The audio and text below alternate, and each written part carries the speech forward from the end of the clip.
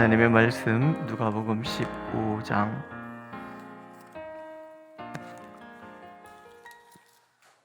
11절에서 24절까지 말씀입니다. 누가복음 15장 11절에서 24절. 우리 한 목소리로 읽겠습니다. 11절. 또 이르시되 어떤 사람에게 두 아들이 있는데 그 둘째가 아버지에게 말하되 아버지여 재산 중에서 내게 돌아올 분깃을 내게 주소서 하는지라. 아버지가 그 살림을 각각 나눠 주었더니 그 며칠이 안 되어 둘째 아들이 재물을 다 모아가지고 먼 나라에 가 거기서 허랑방탕하여 그 재산을 낭비하더니 다 없앤 후 그 나라에 크게 흉년이 들어 그가 비로소 궁핍한지라. 가서 그 나라 백성 중 한 사람에게 붙여 사니 그가 그를 들러 보내어 돼지를 치게 하였는데 그가 돼지 먹는 쥐업 열매로 배를 채우고자 하되 주는 자가 없는지라. 이에 스스로 돌이켜 이르되 내 아버지에게는 양식이 풍족한 품꾼이 얼마나 많은가. 나는 여기서 주려 죽는구나. 내가 일어나 아버지께 가서 이르기를 아버지, 내가 하늘과 아버지께 죄를 지었사오니 지금부터는 아버지의 아들이라 일컬음을 감당하지 못하겠나이다. 나를 품꾼의 하나로 부소서 하리라 하고 이에 일어나서 아버지께로 돌아가니라.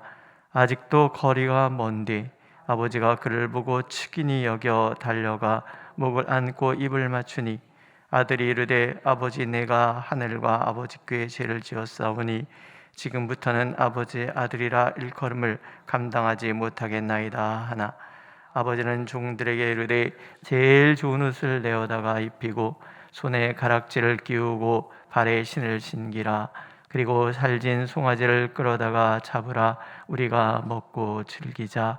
이 내 아들은 죽었다가 다시 살아났으며 내가 잃었다가 다시 얻었노라 하니 그들이 즐거워하더라. 아멘. 앞에 잃은 양 비유는 찾아 나서시는 하나님 이야기, 그리고 잃어버린 은전 이야기는 샅샅이 찾도록 찾으시는 하나님에 대한 이야기를 말한다면, 오늘 하나님은 돌아오기를 기다리시는 하나님에 대한 이야기입니다. 탈무드에 이런 얘기가 있습니다. 하나님이 오늘날 이런 얘기를 하세요. 내가 인간을 창조하려고 하는데 그대는 어떻게 생각하는가? 했더니 의의 천사가 나서서 인간을 창조하지 마십시오. 그 인간들은 불의로 이 세상을 더럽힐 것입니다. 얘기를 하는 거예요. 그래서 거룩의 천사가 나서서 인간을 창조하지 마십시오. 그 인간들은 이 세상을 더러움으로 가득 채워놓고 말 것입니다. 빛의 천사가 또 나서서 말합니다. 인간을 창조하지 마십시오. 그 인간들은 이 세상을 어둠으로 만들고야 말 것입니다. 한켠에서 말없이 듣고 있던 국률의 천사가 나서서 이렇게 얘기를 합니다. 인간을 창조하셔야 합니다. 그들은 세상을 불의로 가득하게 만들고 더럽히고 어둡게 할지도 모릅니다. 그러나 하나님, 이 불의와 더러움과 어둠에 속한 인간들에게 저는 기어이 그들을 사랑하시는 하나님의 사랑을, 그들에게 하나님의 사랑하시는 하나님의 사랑을 이야기할 것입니다. 그리고 그들이 새로워지고 하나님께서 기대하시는 사람들이 되도록 하나님 앞으로 인도할 것입니다. 하나님께서 국률의 천사의 이야기를 듣고 그래, 그러할지라도 내가 사람을 창조하리라, 우리가 만들어졌다는 거예요. 하나님은 국률과 사랑의 하나님이세요. 다가오시고 찾으시는 하나님. 그런데 오늘 이야기는 예수님의 하나님에 대한 이야기의 백미라고 할 수 있어요. 오늘 우리에게 다가오시는 하나님은 기다리시는 하나님. 인간은 누군가 하는 거죠. 인간은 늘 하나님과 분리하기를 원해요. 하나님이 떠나시고 하나님을 멀리하고 싶은 것이 우리 마음의 근본이라는 거죠. 불평하고 원망하고 만족할 줄 몰라요. 요즘 문화를 가만히 들여다보면 특히 이제 광고에 이 시대의 문화가 많이 반영이 돼 있잖아요. 핵심은 내 마음대로, 내 마음대로, 내 마음대로 프로그램과 시간을 조정할 수 있다. 내 마음대로 내 시간대에 맞춰서 내가 볼 수 있다. 뭐 이런 이야기들. 근데 저는 그걸 보면서 그런 생각이 들어요. 인간의 근본은 변하지 않는구나. 첫사람이 선악을 알게 하는 나무 열매를 딴 동기가 내 마음대로, 내가 하나님의 자리에 앉아서 내 마음대로 판단하고 내가 하고 싶은 대로 살고 싶은, 하나님을 속박이라고 생각하고 말씀을 우리의 굴레라고 생각하는 그런 마음을 우리는 다 갖고 있다라는 거예요. 7080 찬양들을 좀 많이 부르면 좋겠다 이런 생각이 들어요. 처음 예수를 만나셨을 때 기도원에서 많이 부르셨던 찬양들 있잖아요. 그중에 이런 찬양도 있잖아요. 주님 것은 내 것이라고 고집하며 살아왔네. 그런 찬양 혹시 아세요? 아시죠? 젊은이들은 부르는 찬양인데 참 이 찬양 부르면서도 참 많이 불렀던 것 같아요. 그렇습니다. 주님 내 것은 다 주님 건데 저는 제 것이라고 생각했습니다. 호세아 선지자는 너희가 바알에게 갖다 준 그 모든 것들이 누구 것이냐? 내 것이다. 우리는 늘 그러고 살아간단 말이죠. 그런데 문제는요, 하나님을 떠나서는 성공적인 삶을 살 수 없는 것이 인간이라는 거예요. 왜냐하면 이 세상은 이익의 관계잖아요. 이익이 끊어지면 버리는 그런 관계예요.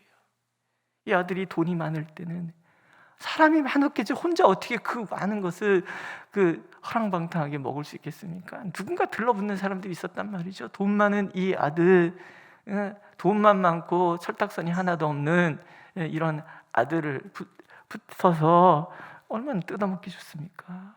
그런데 그때는 자기가 사람이 많을 줄 알았어요. 자기가 인기가 최고인 줄 알았어요. 성공하는 사람인 줄 알았어요. 아버지 잘 만난 덕에 금수저 다 날리고 나니까 돼지치라 그러잖아요. 돼지들이 먹는 열매나 좀 얻어 먹어볼까? 그것도 안 주잖아요. 세상은 그런 거라는 거예요. 끊임없이 이익관계에 매여서 사는 인간. 내가 갑일 때는 교만함으로 이익을, 내가 을일 때는 굽실됨으로 그렇게 살아가는 것이 세상이에요. 하나님 없는 세상은 그렇단 말이죠. 그런 세상에 비해서 하나님과의 관계는 뗄래야 뗄 수 없는 그런 관계이다. 이런 얘기를 하시는 거예요. 우리가 잘할 때는 기뻐하시며 우리를 사랑하시는 하나님이시고, 우리가 방황하고 간역할 때는 안타까워하시고 슬퍼하시면서 사랑하시는 하나님이시다라는 거예요. 하나님의 기다림은 거기에서 오시는 거죠. 어떻게 혈연 관계가 끊어질 수가 있습니까? 우리 드라마나 소설 같은 데 이놈의 자식 호적에서 파버릴 거야 이런 얘기 판다고 파집니까? 불가능한 거예요. 하나님의 자녀된 우리가 하나님을 떠난다고 떠날 수 있습니까? 불가능한 거예요. 왜냐하면 하나님께서 결코 놓지 않으시기 때문에 그래요. 믿으십니까? 내가 아무리 하나님을 거역하고 아무리 하나님 앞에 불평하고 원망하고 하나님 앞에 대들고 지랄을 떨어도 하나님은 못 버리시는 거예요. 왜? 자녀니까. 하나님의 기다리심은 사랑에서 오는 거예요. 돌아오기만 해. 이제나 저제나 목도성구에서 읽어드린 것처럼 천년을 하루같이 기다리고 또 기다리고 또 기다리고. 저는요 우리 아이들도 돌아오겠지, 저러다 철이 들겠지. 시간들이 확 쥐어갖고 싶을 때가 얼마나 많은지 모르겠어. 이 새끼 확 용돈 다 끊어버려. 뭐 이런 것부터 시작해서 했는데 하나님 그런 마음 안 가요. 기다리고 또 기다리고 기다리고 또 기다리고. 믿으십니까? 그럼 이제 돌아오는 게 필요하죠. 어떻게 돌아올 수 있는가? 나 자신에 대한 정직한 직면인 거예요. 내 아버지 집에는 하인들조차도 식량이 많은데 나는 여기서 줄여 죽는구나. 17절에 나오죠. 스스로 돌이켜. 결국은 돌아서는 것은요, 우리가 하는 거예요. 스스로 돌이켜. 내 자신에게로 돌아오는 거죠. 내가 하나님을 떠나서 여기서 줄여 죽는구나. 현실 인식인 거예요. 이게 필요한 거예요. 흉년, 궁핍, 아들이 직면한 현실인 거예요. 또 고독, 아무도 그를 돌봐주는 사람이 없는 상태인 거예요. 그러니까 흉년이나 궁핍이라는 이 고난의 시련이 찾아왔을 때, 그 다음에 고독, 외로움이죠. 아무도 나를 돌아볼 이 우주 가운데 내가 혼자 덩그마니 떨어져 있다라고 생각하는 그 순간에 우리는 하나님을 직면하게, 나 자신을 직면하게 되고 하나님을 찾게 되는 거죠. 내게 무엇이 있다라는 것은 우리로 하여금 하나님 앞에서 나 자신을 직면하지 못하게 하는 위험 요소인 거예요. 방해죠. 오늘 내게 어떤 결핍이 있다 그러면 사실은 그 결핍의 자리에는 하나님이 찾아오시는 자리인 거예요. 우리가 그것을 자각할 때 그 고독의 자리로 인도하시는 하나님을 만날 때 우리는 나를 만나는 거죠. 나. 그 다음에 그러고 나면 나의 이 처참한 현실을 발견하고 나면 우리가 두 번째 깨닫는 것이 뭐냐면 하나님만이 나의 유일한 소망이라는 거예요. 아버지께로 돌아가야 되겠다. 전부여 의지 없어서 손 들고 옵니다. 의지할 때가 많으면 손 들고 올 사람이 없어요. 의지할 데가 없으니까 전부요 의지가 없어서 손 들고 옵니다. 즉 하나님, 내게는 아버지가 필요하다는 생각, 아버지만이 유일한 나의 해결책이라는 생각, 하나님은 그것을 위해서 집요하게 나를 굶주의 자리로 몰고 간다는 것을 기억해야 돼요. 단지 생각만 그래서는 안 돼요. 손 들고 하나님께로 돌아서는 것이 필요해요. 깨닫고 내가 하늘과 아버지께 죄를 얻었사오니, 이게 회개인 거죠. 인식하지 못하는 자는 회개할 수 없어요. 근데 단순히 인식했다고 해서 회개가 되는 건 아니에요. 일어나야 돼요. 떠나야 돼요. 세 번째는요, 방향을 잡아야죠. 아버지께로. 그러면 하나님 보세요. 거리가 먼데 이 앞에 뭐가 있냐면 아직도라는 말이 있어요. 아직도 거리가 먼데 무슨 얘기예요? 오늘도 문 밖에 서서 이 아이를 기다리는 아버지인 거예요. 서성대면서 멀리 동구 밖을 쳐다보는 거예요. 이제 오나 저제 오나. 들려오는 풍문에 어찌 아버지께 안 들렸겠습니까? 풍문에 의하면 그대의 아들이 허랑방탕하게 아주 못된 짓만 일삼으면서 살고 있다네. 아하, 어쩔 것인가. 저는 요즘 그래서 자녀들을 위한 기도를 할 때 그런 생각을 많이 해요. 어찌할 것인가 그러다가 하나님, 저를 만나 주신 것처럼 우리 아이들도 만나 주시옵소서. 아무리 하나님 설명해도 못 알아듣는 이 사람들에게 하나님 찾아가셔서 만나 주시옵소서. 하나님께서 아직도 뭔데 우리가 그냥 마음만 조금 하나님께 돌아설까? 그럼 하나님 벌써 오시는 거예요. 신명기 4장 7절에 보면 우리 하나님 여호와께서 우리가 그에게 기도할 때마다 우리에게 가까이 하심과 같이 그 신이 가까이 함을 얻은 큰 나라가 어디 있느냐. 저는 이 말씀을 읽을 때마다 이런 해석을 해요. 하나님은 우리가 한 걸음 하나님께 떼면 10걸음 띄워오시고, 2걸음 하나님께 떼면 100걸음 띄워오시는 하나님이시구나. 우리가 하나님 부르기만 해도 득달같이 달려왔어. 왜? 이 순간을 기다리는 하나님. 아이는 나는 이제 자격이 없습니다. 연습을 얼마나 하고 왔겠어요? 주절주절 하면서 이제 아버지한테 이게 지금 말을 해야 되는데 지금 뻔뻔스럽게 돌아오고 있으니까. 그런데 말 다 끝나기도 전에 아버지는 무엇해요? 가락지 끼우고 옷 갈아입히고, 야, 잔치하자. 우리 아들 돌아왔다. 잔치하자. 이게 하나님의. 그래서 저는 하나님 바보 같은 하나님. 하나님 그 속 다 썩게 만들어도 돌아만 서면 다 잊어버리시고, 그래, 나는 네가 좋다. 난 너 없이면 못 산다. 믿으십니까?